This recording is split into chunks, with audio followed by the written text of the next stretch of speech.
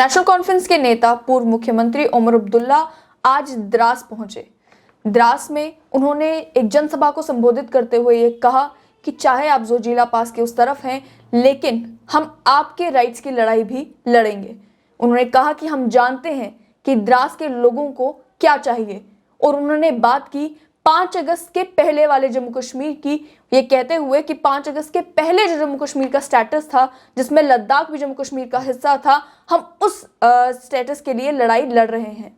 जिस समय वो जनसभा को संबोधित कर रहे थे, वो उसे People's Alliance for Gupkar Declaration के प्लेटफॉर्म से संबोधित कर रहे थे, और उनके साथ पीपल्स डेमोक्रेटिक पार्टी के वहीदुर रहमान परा, गुलाम नबी लोन हंजूरा भी थे।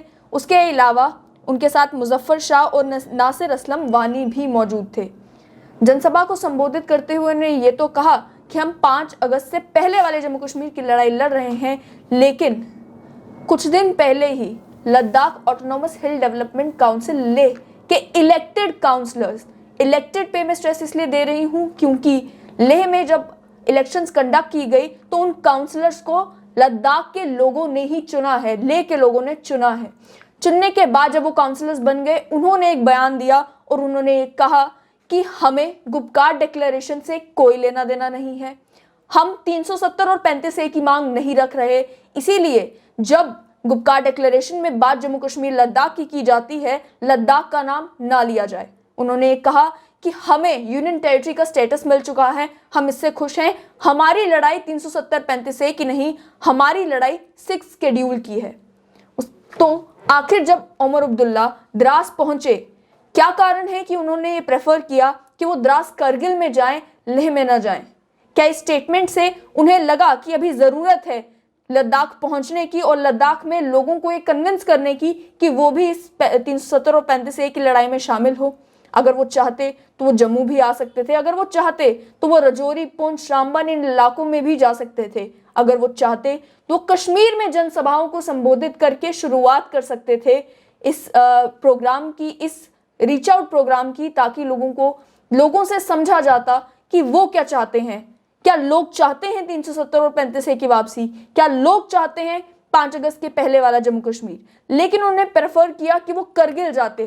करगिल, लद्दाख जो इतने सालों से यूनियन टेरिटरी स्टेटस की लड़ाई लड़ रहा था, यूनियन टेरिटरी स्टेटस मिलने के बाद, क्योंकि करगिल में प्रोटेस्ट हुए, करगिल में लोगों को लगा कि हमारे राइट्स, अब हम माइनॉरिटी हो जाएंगे, हमारे राइट्स सेफ नहीं होंगे। इसको लेकर यूनियन टेरिटरी स्टेटस मिलने के बाद करगिल में कई सारे प्रोटेस्ट हुए। क्या इस बात का फायदा उठाने के लिए और लद्दाख में भी एक डिवाइड क्रिएट करने के लिए, एक रीजनलिस्टिक डिवाइड क्रिएट करने की कोशिश की जा रही है? ऑलरेडी गुपकार डिक्लेरेशन होने के बाद एक रीजनलिस्टिक डिवाइड देखने को मिल रहा है, जो डिवाइड है जम्मू और कश्मीर का। ये मैं बहुत जिम्मेदारी के साथ इसलिए कह रही हूँ क्योंकि जब गुपकार डिक्लेरेशन अनाउंस हुआ, उसके कुछ ही दिनों बाद जम्मू में भी कुछ राजनीतिक संगठनों ने मिलकर जम्मू डिक्लेरेशन की बात की।